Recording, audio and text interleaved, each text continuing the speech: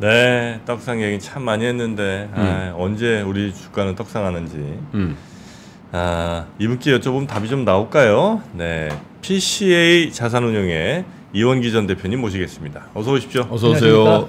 네. 반갑습니다. 녹화 방송 말고 생방송 저희 스튜디오 시간 처음이시죠? 처음입니다. 그런가요?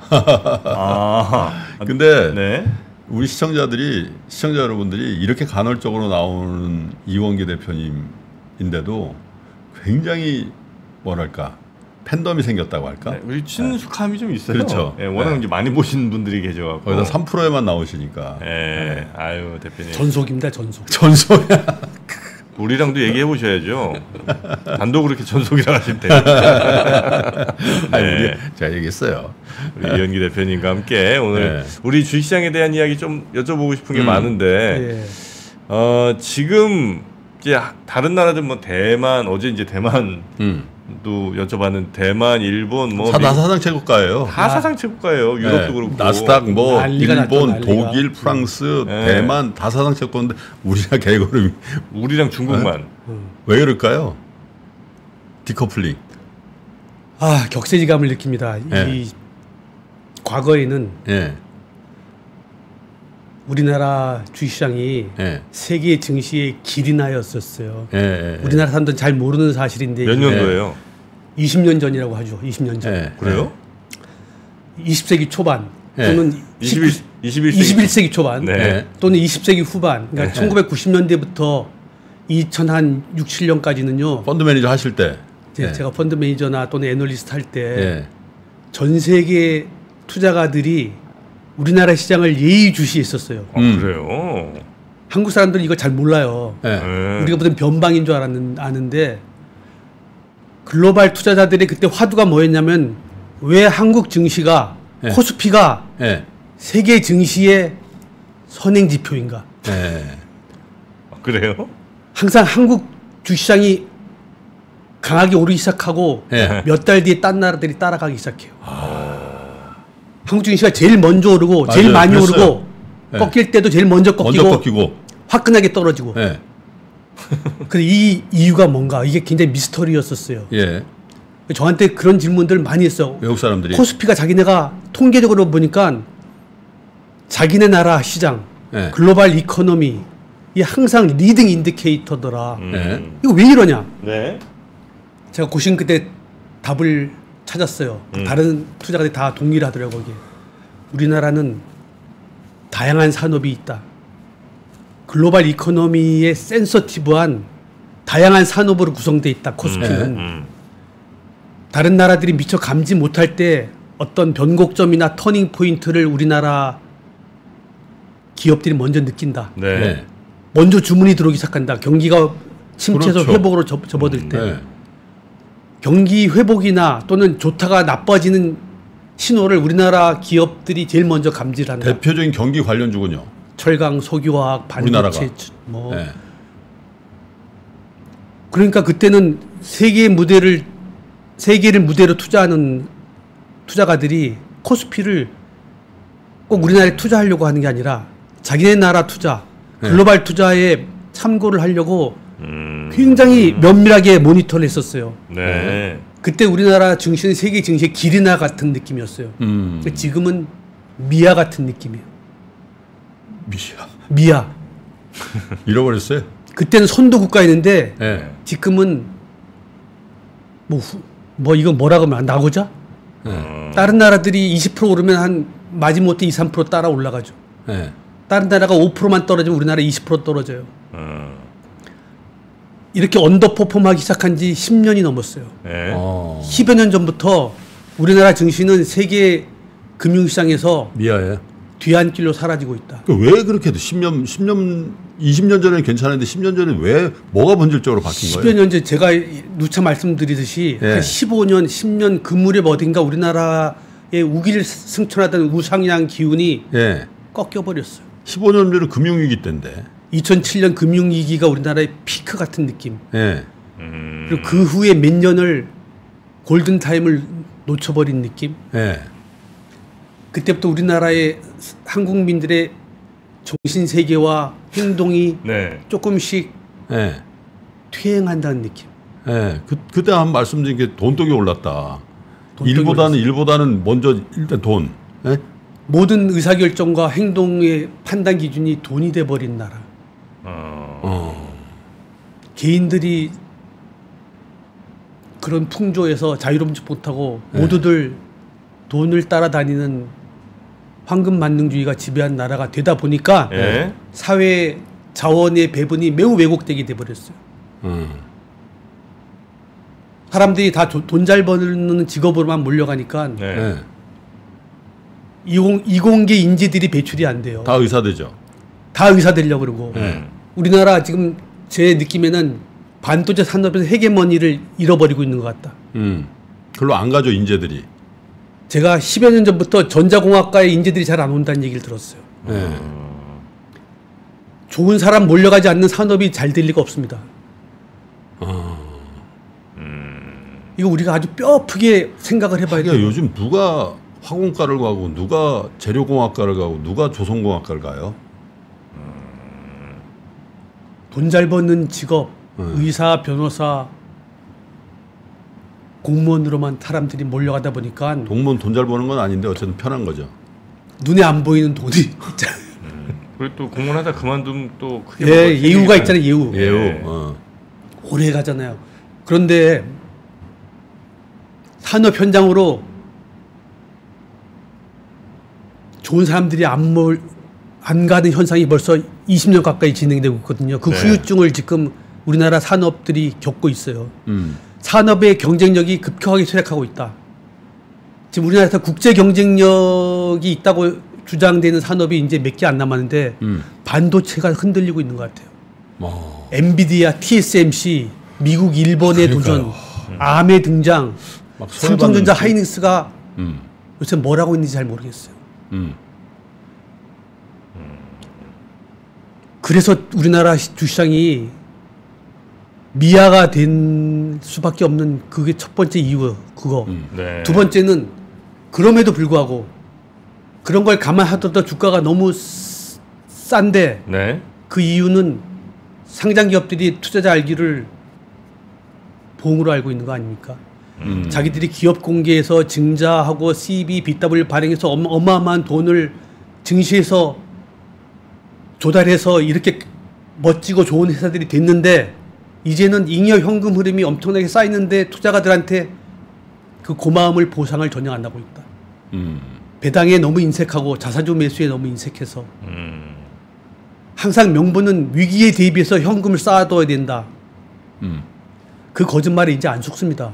기업들이 왜 현금을 쌓아두고 있습니까? 나중에 배당이 줘서 현금이 없을 때 돈이 필요한 일이 생기면 그때 조달하면 되는 거거든요. 그래서 최근에 밸류 프로그램이라는 걸 정부에서 냈어요. 어제 또 금감원 원장이 또 뭐 보완책에 대한 시사도 하고 그건 어떻게 평가하십니까? 위기감이 없는 것 같아요. 내용을 보면은 너무 미지근해요. 기업들의 자발적 선의에 기대하는 프로그램인데 자발적 선의가 있는 기업이라면 이때까지 주주 환원을 안 했을 리가 없잖아요. 갑자기 선의라는 게 어느 아침에 갑자기 생깁니까? 자발적 선의 없어요. 우리나라 기업들만 없는 게 아니라 원래 기업 사람들은 자발적 선의라는 건 없습니다. 인센티브가 있거나 페널티가 있어야 움직이는 거죠. 맞죠, 그거는. 근데 강력한 아무런 채찍과 당근이 안 담겨 있어요. 안 담겨 있다. 다행히 다음 날 금감원장이 뭐가 잘못됐다는 걸 느끼셨는지 여론 청취를 한 것 같아요. 기준에 못 미치는 기업들은 퇴출도 고려한다. 그게 핵심이에요. 우리나라 기업들은 지금 상장 기업에 자격이 없는 기업들이 80%가 넘어요. 80%요? 제가 제 느낌에 그렇습니다. 7, 80%의 기업들은 상장에서 상장 기업의 단물만 빨아먹었어요. 자금 조달만 시컨 해먹고 그 다음에 상장 기업의 의무인 투자가들한테 자기들이 힘들었을 때 단물만 빨아먹었다는 얘기가 기업들한테 개인들한테 배당 주고 자사주 매수해서 주가를 유지하려는 노력을 전혀 안 해요. 우리가 메리츠 금융 케이스를 한번 보자고요. 메리츠 금융이 아주 심플하게 뭐 어마어마한 거 한 거 없어요. 쪼개기 상장, 중복 상장 문제를 해결했죠. 네. 증권회사와 보험회사를 지주사로 다 합쳐버렸죠. 네. 그리고 앞으로 버는 돈의 절반을 배당이나 자사주를 사겠다. 네. 딱 그 선언 하나 해서 주가가 200% 올랐어요. 네. 2만 원대 후반에 있던 주가가 지금 8만 얼마죠. 퍼가 9배고 PBR이 2배예요. 우리나라 네. 금융회사들, 딴 금융회사들은 퍼가 서너 배, PBR이 0.5도 안 돼요. 0.4. 부끄러운 줄도 몰라요. 그리고 네. 주가 낮은 거가 부끄럽다는 의식 자체가 없어요. 메리츠 금융 케이스가 우리나라 기업들이 가야 할 길을 보여준 거예요. 아무리 우리나라가 국제 경쟁력이 예전 같지 않아도 지금 버는 돈만 투자가들한테 잘 돌려주면은 주가가 2-3배 오르는 거예요. 메리츠 금융이 버는 돈의 100%를 환원한다 그러지 않았어요. 반만 환원한다 그랬는데 이렇거든요. 네. 미국은 주주 환원율이 100%예요. 기업들이 돈 벌어서 자사주 사는데 혈안이에요. 우리나라 기업들은 주가에 관심 자체가 없어요. 주가가 낮으면 어떠냐 이런 무식한 생각들을 하는데요. 주가가 낮으면 어떤 현상이 벌어지냐. 예. 주가라는 거는 그 기업을 바라보는 사람들의 인식이에요. 예. 리스펙트 지표예요. 예. 주가가 낮은 기업들은 사람들이 존경하지 않아요. 둘째로 좋은 사람들이 그 기업에 안 가죠. 들어가질 않아요. 셋째로 사람들이 그 기업의 앞날이 어둡다고 생각하기 때문에 투자도 잘 안 하기 때문에 기업이 쇠락을 하는 거예요. 나라도 마찬가지예요.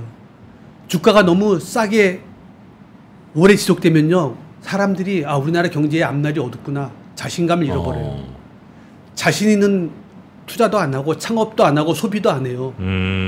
주가는 자기 실현적 예언이라는 게 있어요. 영어로 self-fulfilling prophecy라는 무서운 명제가 있어요. 네. 주가는 움직임은 앞으로 일어나는 일을 스스로 보여주는 거예요.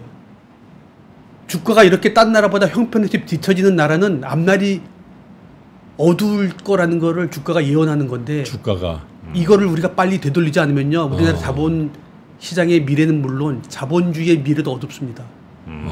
상장 기업들과 감독 당국 너무 주가에 관심이 없고요. 주식시장의 중요성을 너무 몰라요. 네. 자본주의를 한다는 나라가 자본시장을 너무 우습게 생각해요. 요새 와서 밸류압이라는 프로그램 때문에 뭔가 사람들이 좀 달라졌는가 하는 기대를 갖게 하는데 4월 선고용이라는 오해를 아직 받고 있어요. 이게 얼마나 지속될 것인가. 사람들이 신뢰가 없어요.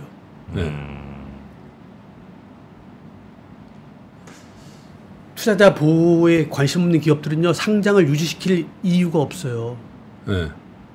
이게 상장이라는 게 기업들의 이익만 위해서 존재하는 게 아니잖아요. 투자가들이라는 존재가 있는데 우리나라 투자가들 너무 오랫동안 기업들의 뒷돈만 대다가 지쳐서 다 미국으로 도망가고 일본으로 도망가고 부동산 시장으로 떠나가고 가상화폐 시장으로 떠나가고 저처럼 내가 젊었을 때 여기서 돈 벌고 먹고 살았기 때문에 애정이 있고 그래도 우리나라 기업들이 뭔가 언젠가 깨닫겠지 이런 미련을 지키다가 딴 나라로 도망가지 못하고 남아있는 투자가들밖에 이제 없어요. 근데 그 기업이 그 자기 실현적인 예언 뭐 이런 거 이제 말씀해 주셨는데 기업이 어떻게 하느냐, 기업이 잘하냐 못하냐에 따라 사실 결과물로 나오는 게 주가인 거잖아요. 예. 그러니까 이제 우리나라 산업이 약간 좀 횡보를 하고 있거나 혹은 이제 약간 좀 침체되고 있어서 주가가 이 모양이다라는 건 뭐 알겠습니다.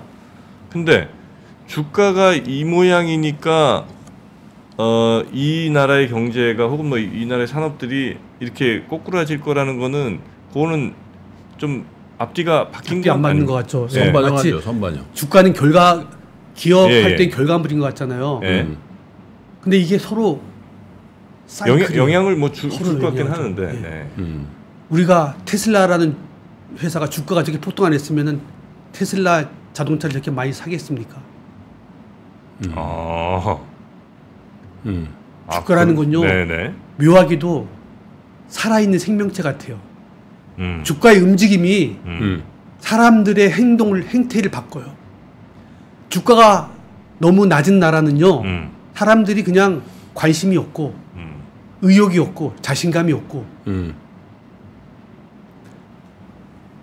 주가가 낮은 데는 다 이유가 있어요.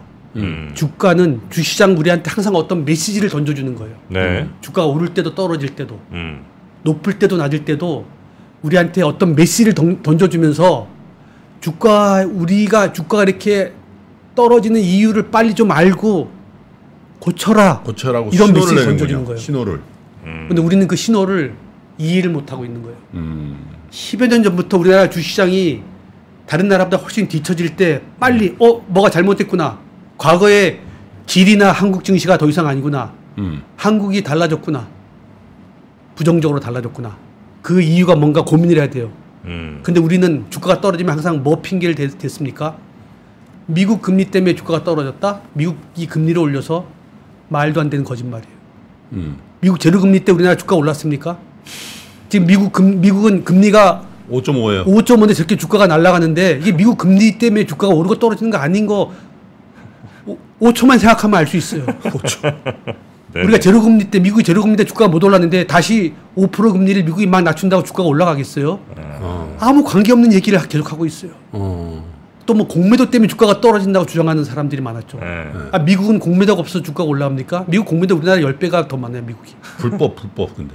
불법 공매도는요. 전체 공매도의 아주 작은 부분이라서 그게 주가를 좌지우지할 규모가 아니죠. 공매도나 뭐 미국 금리 뭐 유가 세계 경제 핑계 대는데 세계 경제가 좋으니까 지금 다른 나라 증시가 저렇게 다 불이 붙었죠. 또 우리나라 세계 경제 문제가 아니잖아요. 미국 금리 문제 아니잖아요. 공매도 문제 아니잖아요. 우리 내부의 문제점과 모순이 있는데 그거 적시하기 싫은 거예요.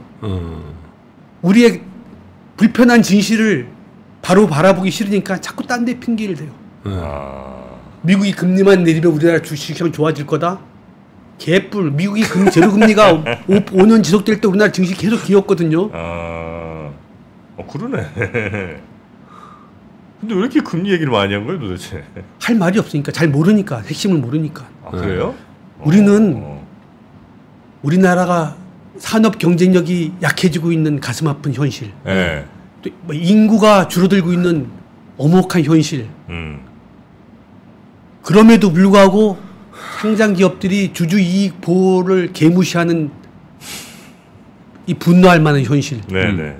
거기에 투자가들이 아무 저항도 안 하고 있는 씁쓸한 현실. 다들 다른 나라로 도망가 버린 이 암울한 현실. 지금 요새 가상화폐 시장이 다시 뜨고 있는데 남은 투자가들 중에 또 상당수는 또 가상화폐로 떠나갈 것 같아요. 네네네. 가상화폐가 요즘 막 또 날아가요 지금.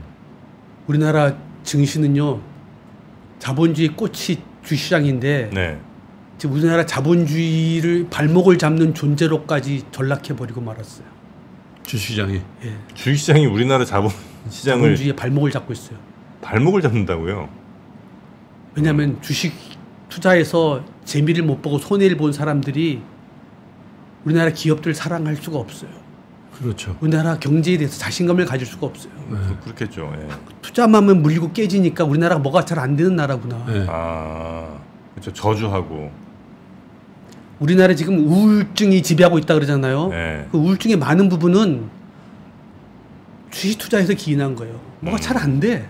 돈이 잘 안 벌리고 다른 나라 시장 서너 배 오를 때 우리나라 시장은 20% 떨어져 있고 내가 몇 년 전에 미국 시장 주식을 샀었어야 이런 후회만 하고 있고. 우울한 거죠. 우울해요. 그 옆에서 막 자랑하고. 나 환으로도 테슬라 먹었어. 사서 몇 배 먹었다 자랑하는 사람 보면은 한국을 너무 사랑했던 내가 원망스럽고. 지금도 그러고 있는데. 우리나라는 주가 약세가 벌써 15년 이상 지속되고 있는데 자꾸 엉뚱한 손가락질을 했어요 그동안. 엉뚱한 사람을 진범으로 몰면은 진짜 진범은 영원히 못 잡잖아요. 우리나라 증시 약세의 진짜 범인인 기업들의 낙후된 지배구조, 투자가들을 무시하는 풍토, 산업 현장의 쇠락 이런 거에 대해서 고민을 해야 될 시간에 맨날 미국 금리, 미국 국제 유가, 세계 경제 그런 얘기만 하고 앉아 있었어요. 아니 근데 옛날에도 기업들이 주주들을 무시한 거는 뭐 더 심했으면 더 심했지. 지금보다 20년 뭐 전에도 옛날에는 지금도 우리나라 않았어요. 기업들이 고도 성장을 할 때니까 네. 정말 투자할 돈이 필요할 때였어요. 예. 그러니까 지금 배당에 대해서 사람들이 요구를 하지 않아요. 돈을 벌면 그거를 재투자하고 공장을 더 짓고 새로운 산업 진출하고 해외로 나가야죠. 막 클 때니까. 그때는 고도 성장 시대 때는 아무도 배당 안 준다고 불만이 없거든요. 근데 지금은 저성장 시대를 접어들어서 기업들이 부채를 다 갚고 잉여 현금이 많이 쌓여서 재투자할 때도 마땅치가 않아요. 지금은 배당을 급하게 늘려야 될 시점이 온 거예요.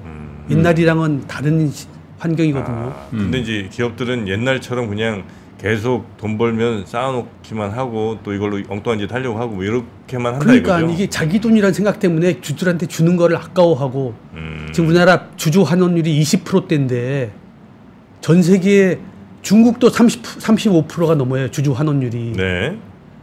웬만한 선진국은 전부 50% 이상이고 미국은 100%에 가까워요. 네네. 이거는 주식이라는 거가 뭔지 사람들이 내가 투자하면은 배당과 자사주면서 나한테 돌아오는구나. 이게 정말 가치는 유가증권이구나 하는 생각을 줘야 주식을 사는 거 아니에요. 네. 미국은 그게 너무나 잘 작동되는 자본시장이고 우리나라는 언젠가 오르겠지 하는 믿음 빼고는 이 유가증권의 가치가 없어요. 무슨 투표권이 보팅 라이트 제대로 있는 것도 아니고 M&A가 일어나서 이게 가치가 높아지는 것도 아니고 주주에 대한 배려나 뭐 가버넌스의 후진성 이런 것들은 뭐 인정한다 하더라도 혹 다른 요인, 그러니까 우리나라 산업의 어떤 대표님이 말씀하신 전성기 때 비하면 이 산업 구조가 이제 새로운 시대에 좀 걸맞지 않은 산업 구조로 퇴행하고 있는 거, 뭐 이런 변수들은 없었을까요? 그런 변수 있습니다. 예, 우리나라 재벌 위주의 경제인데 재벌들이 너무나 이제 돈을 많이 벌어서 너무 부자가 됐어요. 부자 몸조심이 시작이 됐어요. 재벌들이 우리가 너무 우리 부 자체가 이미 커지다 보니까 새로운 모험적 투자를 할 용기들이 약해졌어. 필요가 없어졌어요. 상속 승계에만 관심을 갖고 신산업 발굴에 소홀히 하는 측면이 분명히 있어요. 두 번째로 규제 비용이 너무 높아졌어요. 모든 정부가 입만 열면은 규제 철파, 규제 개혁, 규제 혁파를 떠들었지만 달라진 거 아무것도 없어요. 우리나라 몸으로 느끼는 규제는 과거 어느 때보다 더 복잡해지고 더 많아졌어요. 공장 하나 짓는데 몇 년 걸릴까요, 우리나라에서? 적어도 5, 6년 걸려요. 이번에 TSMC가 일본이 공장을 짓는데 1년 반밖에 안 걸렸고. 우리나라 이미 일본에 추월당한 겁니다. 일본에 잃어버린 30년을 우리가 비아냥거리던 시절이 있었죠. 한국이 잃어버린 30년이 될 위기에 처해 있어요. 일본 주시장이 200% 오른 동안 코스피 제자리입니다. 미국, 일본이 주가 지수가 2배, 3배 오른 동안 코스피는 제자리예요.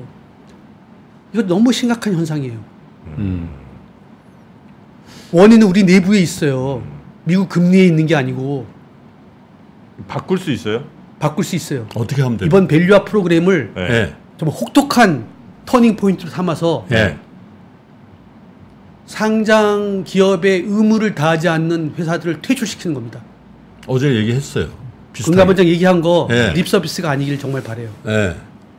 둘째로 투자가들이 행동을 해야 돼요.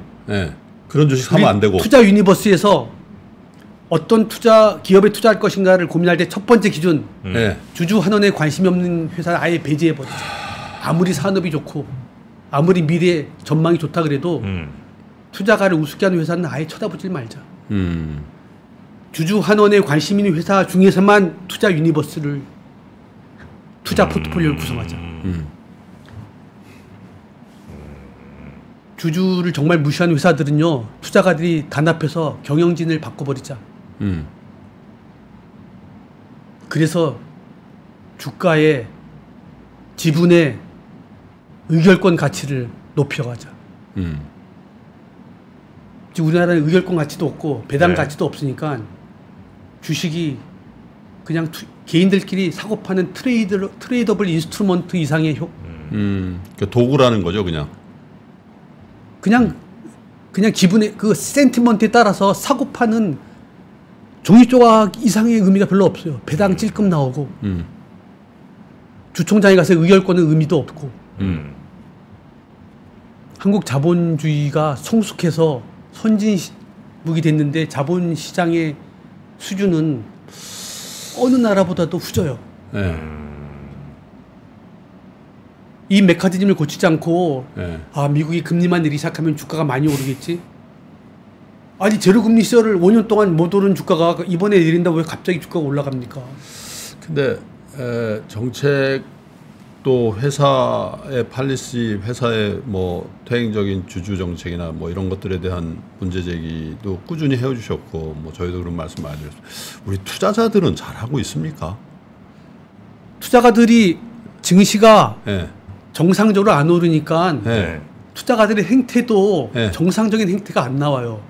지금 우리나라 증시가 저평가됐다고 우리가 주장을 하고 있지만 사실은 어마어마하게 고평가된 수백 개의 회사와 어마어마하게 저평가된 수백 개의 회사가 혼재돼 있어요.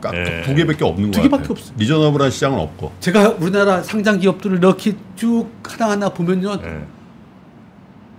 이게 웃어야 될지 울어야 될지 모르겠어요.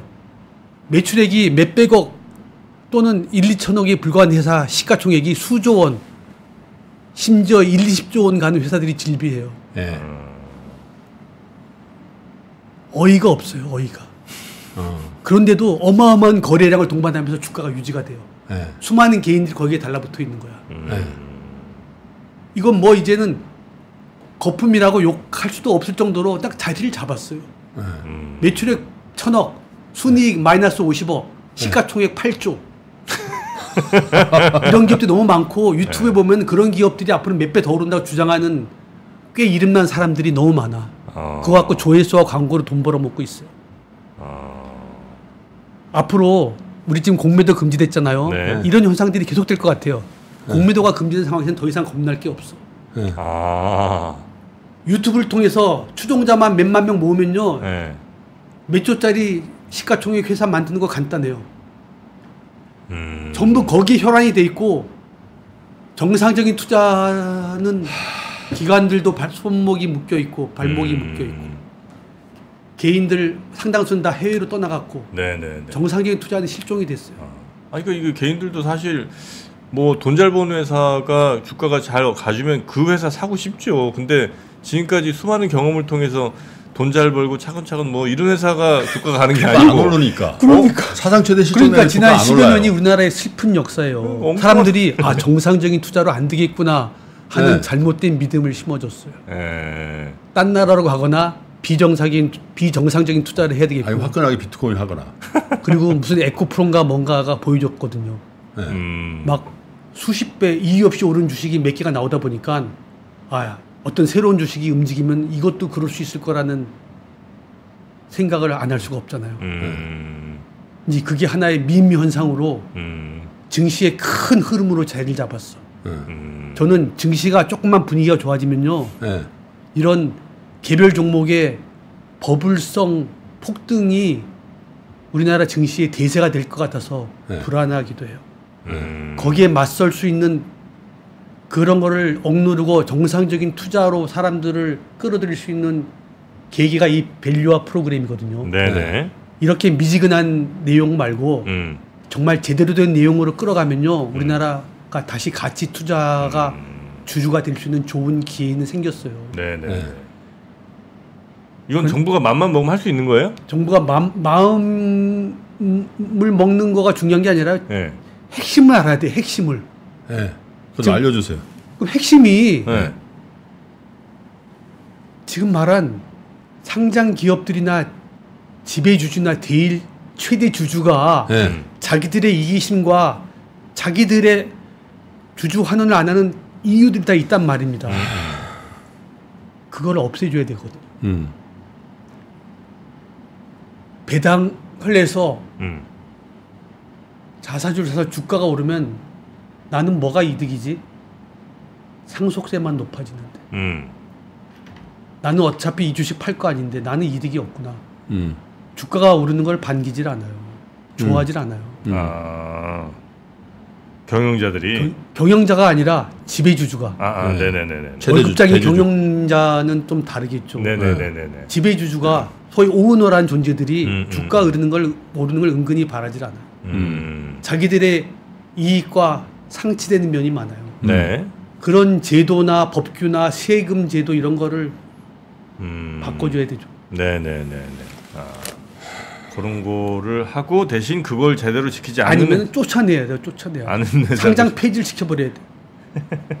미지근하게 기업들이 뭐 자발적으로 공실해서 장기적으로 뭘 유도하게 만든다. 우리나라 지금 이렇게 장기적으로 기다릴 여유가 없어요. 시간이 없다는 시간이 없어요. 투자가들 다 이탈합니다. 근데 이번에 시도를 했는데 진짜 별게 없거나 이게 원래 그런 의도가 아니었네? 이런 걸 만약에 투자자들이 판단을 해가지고 진짜 거기서 더 버려버리면 끝나는 거예요. 끝나버리겠네. 4월 선거 끝나고 선거용이었구나. 정부가 별 의지가 없구나. 사람들이 여기 기대를 접잖아요. 우리나라 증시는 이제 개별 종목 대투기장과 고도를 기다리며 아무리 기다려도 오지 않는 고도를 기다리며 주식들과 그런 주식들만 남게 되는 거예요? 그게 양분될 거예요. 눈치 빠른 사람들은 전부 해외로 도망가고 그래서 전부 쪼그라드는 시가총액 때문에 지금 제가 아까 주가가 중요한 이유 중에 하나 빠뜨린 게 주식시장 주가 상장 기업들의 시가총액이 자꾸 커져야 M&A 여력이 생기잖아요. 사죠. 외국계 기업을 외국 기업 같은 것들도 삼성전자가 주가가 두세 배 더 올랐으면요 암이나 이런 거 다 먹었을 거예요.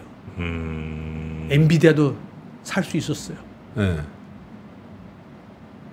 주가가 우리나라 좀 투자가들 돈 벌게 해달라고 주가 올려달라고 호소하는 거 아니거든요. 우리나라 자본주의의 미래를 위해서 주가가 좋아야 된다고 지금 말씀드리고 있는 거예요. 네네네.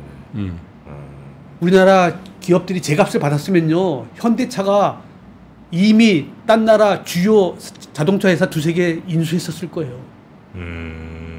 지분 10%만 주면 인수할 수 있었을 텐데. 현대차가 올해 순이익이 12조가 났는데 메리츠처럼 순이익의 절반 주주 환원을 하겠다.